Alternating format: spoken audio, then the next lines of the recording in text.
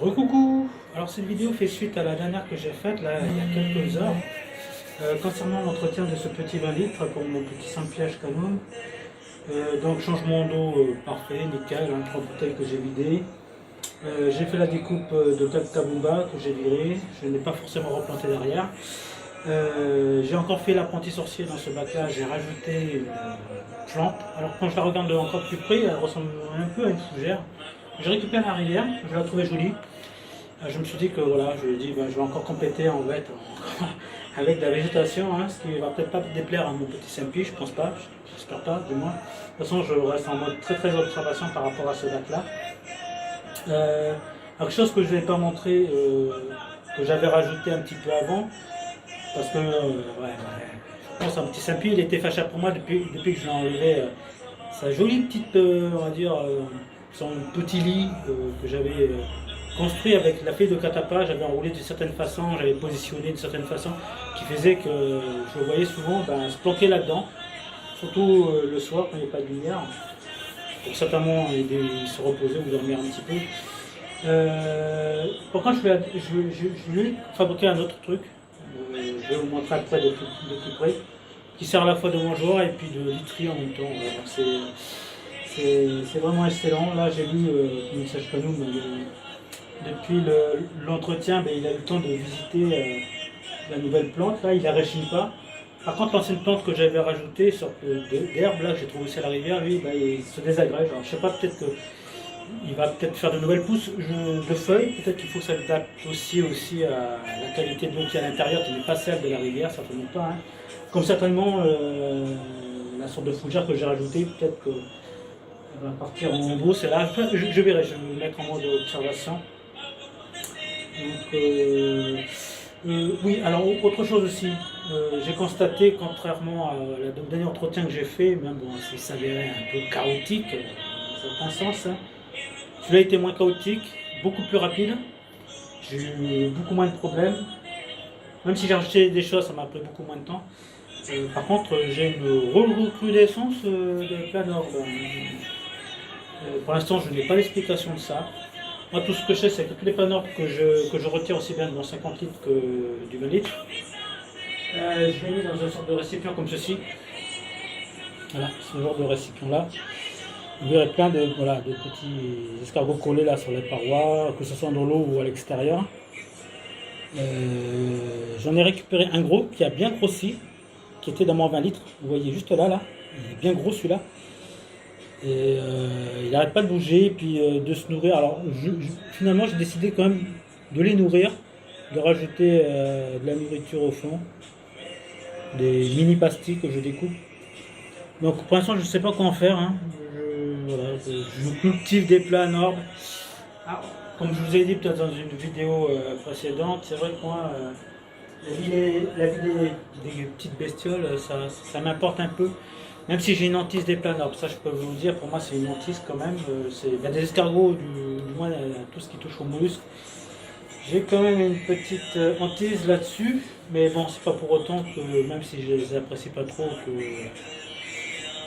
que je les flingue systématiquement. Hein. Donc là je tenais à préciser cela.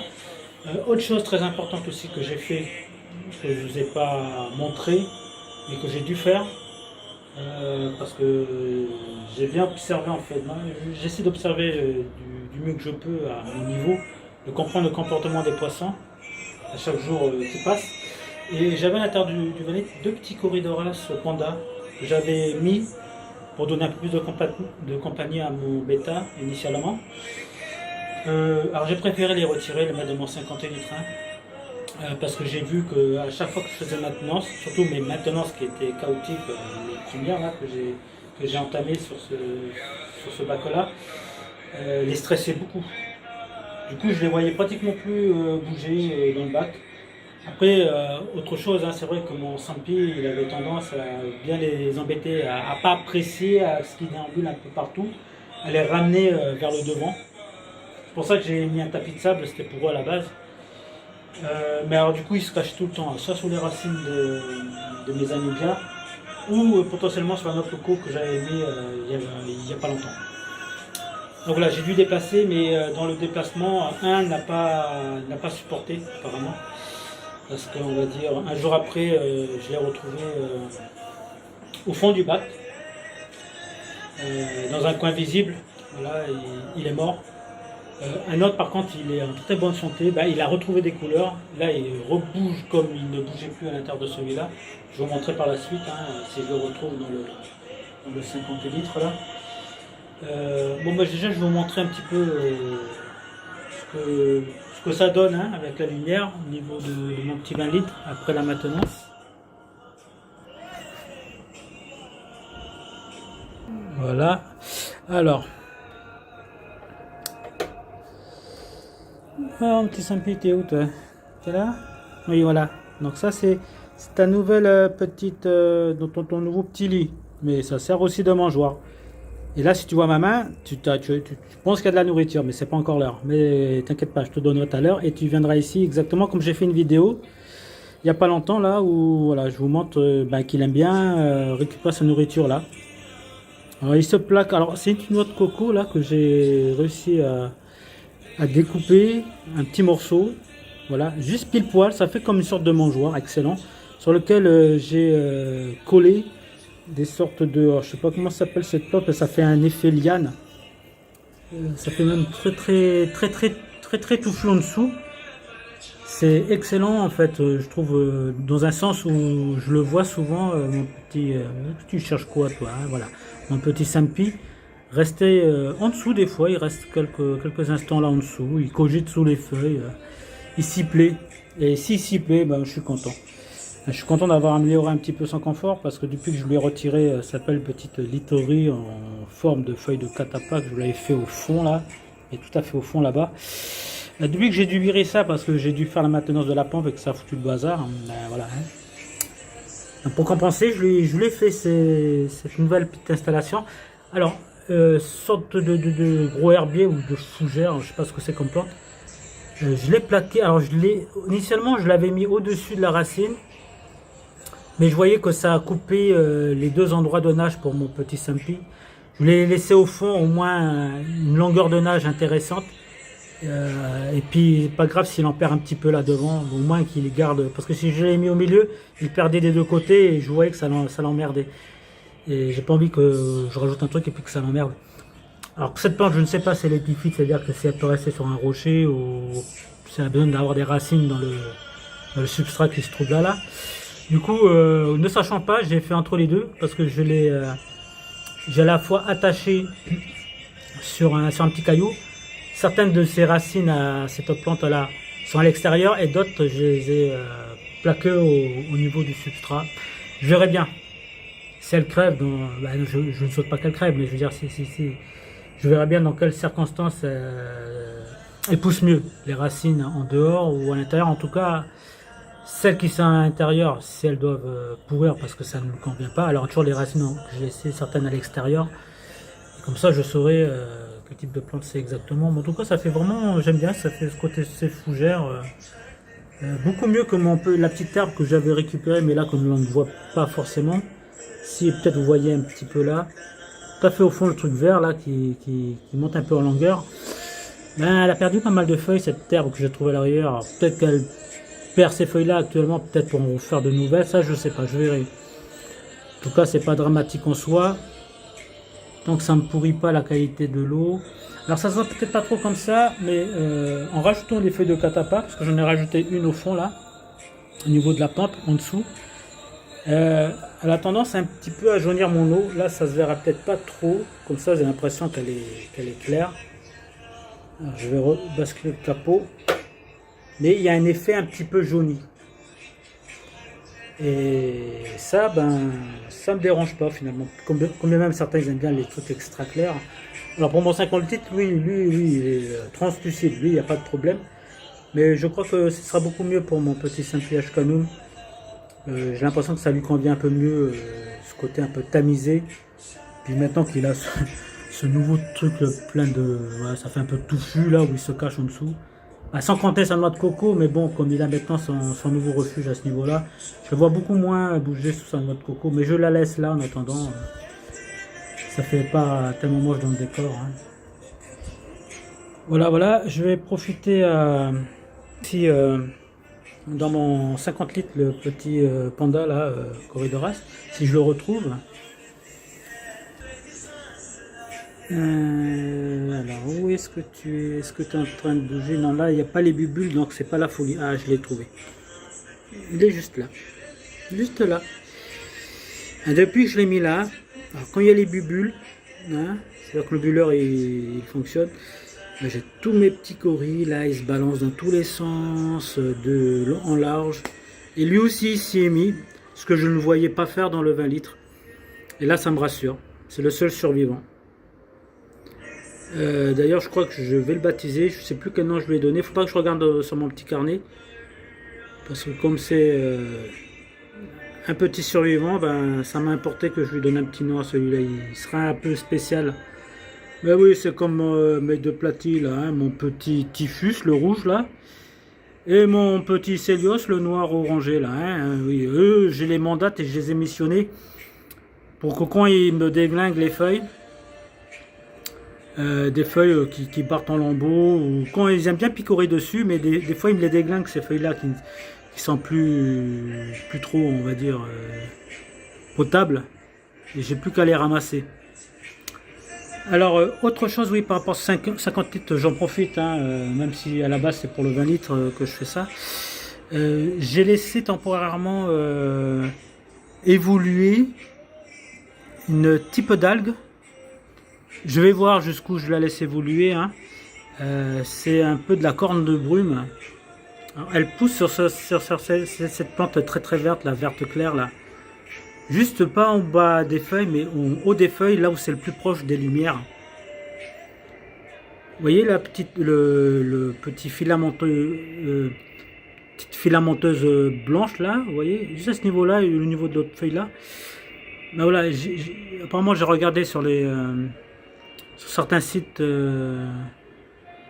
et ça serait de la corne de brume. Bon, elle n'est pas si mauvaise en soi, celle-là, mais bon, et je la garde en observation. Je verrai bien. Mais elle a surtout poussé sur les plantes qui sont le plus proches de la surface. Donc, je verrai bien sur le temps ce que ça donne. Je garde en observation. Après, comme je l'ai dit sur l'une de mes vidéos, comment dire, pour moi, les algues, à part celles qui sont vraiment pénibles, comme la cyanobactérie, euh, comme les algues au pinceau. Celle-là, oui, je suis d'accord. Il ne faut pas la laisser évoluer parce qu'elle risque de foutre le. Chez nous, j'aurais tendance à dire foutre le dawa, mais voilà, foutre le bordel. Donc celle-là, oui, je suis d'accord, il ne faut pas la laisser évoluer. Par contre, moi, les algues à la base, moi, je pense que ça fait partie de l'écosystème. Hein, donc, il ne faut pas voir ça uniquement tout le temps comme du mal. Hein. Après, je suis d'accord. Ça fait pas joli. Sur ce petit 20 litres là, la seule algue que j'ai eue, hein, je peux vous le garantir, c'est la filamenteuse. Je vous avoue, ça fait pas très joli. Hein. J'en avais qui poussaient sur mes anubia là, et puis sur ma bouche de Java. Alors, ça faisait des grosses filamenteuses, des grosses tiges vertes là. Mais bon, c'est vrai qu'à la langue, j'ai préféré virer tout ça. Alors, je n'ai pas procédé j'ai pas appliqué une méthode particulière pour enlever cette filamenteuse. Hein. Moi, au fur et à mesure de mes changements d'eau, soit je récupérais la plante qui était envahie, ou je retirais les morceaux sur lesquels elle s'était un petit peu collée, cette algue-là, notamment sur les mousses de Java. Donc, je retirais des morceaux, voilà, tout simplement. J'ai pas appliqué soit réduction de lumière, soit comment dire, appliquer un produit là-dessus. Hein. Non, je laisse ça naturellement. Et là, elle n'est pas revenue. Hein. En tout cas, j'en ai pas vu quand j'ai fait le changement d'eau pour pour mon petit 20 litres là. J'ai pas vu. Après, un peu comme la corne de brume, cette octave dans mon 50 litres là, elle évoluait beaucoup plus sur les plantes qui étaient plus proche de la LED, voilà, de la rampe LED, je sais pas comment ça s'appelle, ça c'est une sorte de diode, d'ampoule, voilà, elle était plus à pousser, plus à la surface. Donc je me dis que, mais j'ai pas pour autant me dit que je vais régler la luminosité, hein, non, non. Parce que là je me satisfais lui de 7 heures, ça va convenir aux plantes. Hein. Pour mon 50 litres, même si je comprends ce qui est dit sur, sur les autres, sur les réseaux sociaux, que plus ou moins il faut, c'est bien entre, faut pas excéder 8 heures. Moi mon 50 litres, hein, à part cette corne de gomme là qui pousse, parce qu'elle est plus proche de la surface, donc plus facilement accessible à la force de la lumière de ma rampe là. Moi je suis à pratiquement 9h30, hein, et j'ai pas d'autre type dalle qui pousse derrière. Hein, donc, mais bon, ça fait partie de l'observation qu'on doit porter là-dessus, hein, c'est-à-dire qu'à chaque fois qu'il y a quelque chose qui évolue, on peut nous intervenir à ce niveau-là. Soit sur l'intensité de la luminosité, soit sur la durée de la luminosité. Après, ça peut être aussi sur le choix de type de plante. Hein.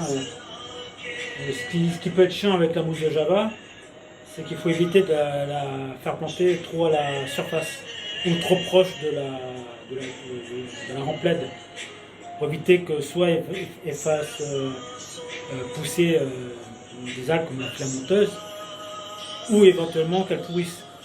Voilà, ça peut l'air comme ça, mais c'est une mousse, la mousse de Java, qui a tendance à pourrir selon là où on la place. Moi je sais que j'en ai au fond, de très très belles couleurs. Elle pousse très bien celle-là, elle envahit le fond, ça me fait une sorte de petite nappe bien verdâtre, un peu foncée, dans laquelle des fois mon petit Saint-Puy aime bien se frotter dedans, ou même se cacher dedans. J'en ai aussi dans mon 50 litres de mousse de Java, que j'ai bien mis sur l'une de mes racines, mais au fond, pas au-dessus. Et elle se développe tout doucement, mais très bien. Et il n'y a pas d'algues au-dessus. Hein, donc, ça sent moment ici, les algues ils ont seulement poussé dessus parce que c'était trop proche de la surface. Donc je pense que ça peut expliquer trop de lumière dessus directement. Ça crée cette nuisance-là. Ceci étant, voilà, moi je pense que j'ai fait le tour. Juste la dernière petite chose que je vais rajouter, et après j'en aurai fini, c'est que je pose pas mal de commentaires quand je vois certaines vidéos d'autres compatriotes qui sont dans cette activité-là, qui sont beaucoup plus experts, hein, parce qu'ils ont beaucoup plus d'expérience au niveau de l'ancienneté. Hein. Mais ça ne m'empêche pas, moi, que j'ai développé entre-temps ma petite philosophie, d'apporter aussi mon petit grain de sel. Voilà, si je peux aider d'autres personnes à mieux comprendre, comprendre ça exactement, hein, parce que derrière ce qu'il faut voir, c'est que c'est une intervention nous personnelle que l'on fait, parce qu'on met en place un aquarium, c'est-à-dire qu'on crée quelque chose. C'est pas quelque chose qui est officiellement naturel, hein, c'est une création de notre part, parce qu'on y rajoute des plantes. Déjà on ne sait même pas si ça va pousser, donc on essaie de laisser le temps, voir si ça évolue bien.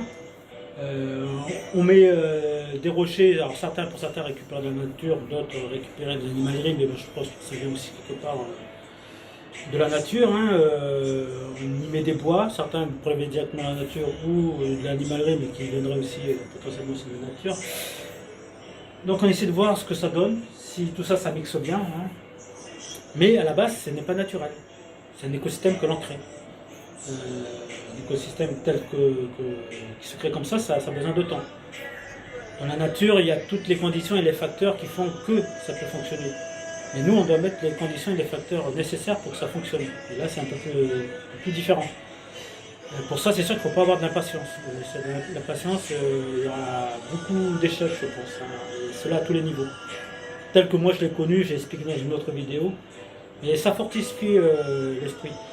Donc je vais juste partager ce petit supplément, à savoir que derrière ça, il y a de la vie, mais il y a de la vie dans tout.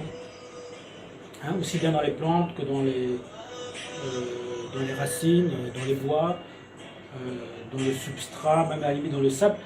Mais pourquoi je dis que tout ça c'est du vivant? Parce que, comme on dit, pour que tout ça tienne, il faut des bonnes bactéries. Ben, les bonnes bactéries, ben, elles vont dessus. Hein. Donc tout ça, ça devient rapidement du vivant, même si à la base c'est déjà du vivant. Mais voilà. Donc c'est un écosystème qui se crée mais qui est fragile. Donc il faut porter beaucoup d'attention dessus. Donc c'est de la patience mais de l'observation. Là, comme je vous explique, là, par rapport à ce qui s'est passé avec les petits poissons, si je dois faire certaines interventions, c'est pas parce que j'ai envie de faire certaines interventions, non, non. C'est parce que c'est nécessaire. Il faut beaucoup regarder l'évolution, comment évoluent nos plantes, comment évoluent nos poissons. Et s'il y a des changements bizarres ou particuliers, il faut savoir intervenir. Dans la nature, on n'intervient pas parce que toutes les conditions sont là. Et puis ça s'auto-équilibre tout seul. Mais ça, ce qu'on crée là, dans un espace confiné tel que c'est là, non, il faut notre intervention, donc forcément. Donc, il faut vraiment que la vie des petites créatures qu'on met dedans nous apporte beaucoup. Parce que si c'est pour faire cette activité-là juste parce qu'on va voir quelque chose de joli, puis que derrière on laisse tourner, puis c'est bon, hein, j'ai mis des plantes, il y a de l'eau comme ça, que ce soit de l'eau du robinet, de l'eau de rivière, de l'eau osmosée, ce qu'on veut, on s'en fout, on en met de l'eau. Et là, on laisse tourner ça comme ça, non, là je pense que c'est pas... Honnêtement, pour le respect de la vie d'être vivant, c'est pas bien. Voilà. J'ai juste rajouté ça parce que je mets des posts sur des vidéos de personnes très très intéressantes, hein, où ils nous poussent ces gens-là nous poussent à la réflexion, savoir comment on peut mieux faire, et puis de mieux comprendre aussi ce que l'on fait. Hein. Dans tout ce qui se passe, du début jusqu'à la fin de la création de cet écosystème-là, jusqu'à ce qu'un équilibre se fasse. Mais pour moi, l'équilibre, même si elle se fait, comme je peux le constater sur mon 50 litres, ça sera toujours fragile. C'est-à-dire qu'il y aura toujours besoin à un moment donné de mon intervention. Je ne laisserai jamais comme ça, c'est bon, tout roule, les poissons sont tranquilles, il y a la filtration, elle a l'air de tourner, je m'en occupe plus. Basta. Et je peux regarder le côté esthétique. Non, non, non, non. Je dis pas que c'est pas bien après à un moment donné d'avoir un côté esthétique sur ce qu'on crée, mais il faut toujours garder en tête que dedans il y a des petites créatures, hein, et que si on veut qu'ils durent le plus longtemps possible, parce qu'ils ont une espérance de vie assez limitée, si on peut leur permettre d'aller jusqu'au bout, voilà, d'avoir notre attention à ce niveau-là et qu'on soit assez responsable. Là, moi je rajoutais juste un petit commentaire parce que c'était par rapport aux dernières vidéos que j'ai pu voir et auxquelles j'ai pu laisser des posts et partager moi. Hein. D'ailleurs moi de toute façon c'est simple, là, comme je l'ai dit, je fonctionne avec ma petite bible vivante pour mes petits aquariums. Je note tout dans ce carnet là. Voilà. Depuis la création de mon premier bac jusqu'à la création de ce deuxième bac, tout est dedans. Et quand je pense à certains problèmes, je reviens sur l'historique, voir si j'ai pas rencontré déjà ce problème là, comment j'ai pu le régler éventuellement à l'époque, parce qu'en débutant j'ai testé pas mal de choses, certaines qui fonctionnaient, d'autres qui ne fonctionnaient pas. Pour ne pas retomber dans les mêmes travers et les mêmes erreurs. Et puis, voilà. Donc voilà, donc là je vois, vous ne voyez pas comme ça, mais je vois malheureusement un petit planeur qui grimpe sur la vitre, hein, qui était bien caché encore. Bon, alors maintenant vous savez ce que je fais moi des planeurs. Moi je les récupère avec ma petite pince là comme ça, ici, hein. Hop, je les attrape très bien avec ça et je le fous dans mon petit récipient là. Jusqu'à savoir ce que je vais en faire plus tard, parce que commence à bien se remplir. Hein. Certains ils grossissent, hein, dans un là qui est vraiment très gros comparé aux autres. Puis, ben voilà, je vous dis soit bonne soirée parce que moi je vais sur la fin de journée, soit bon début de matinée ou bonne journée si c'est vous la débutez. Et je vous dis cette fois-ci, encore une fois de plus, hein, une prochaine vidéo, je ne sais pas s'il y en aura une autre. Moi en fait je ferai des vidéos pour mes deux bacs, si je dois continuer à en faire, à chaque fois que je ferai des modifications sérieuses là-dessus, je mettrai en place une vidéo, comme ça je vous expliquerai le pourquoi du comment, si j'ai dû faire encore évoluer certaines choses. Et surtout je vous remercie d'avoir passé du temps à me lire, à regarder ce que je fais, et puis je vous dis à une prochaine fois. Tata.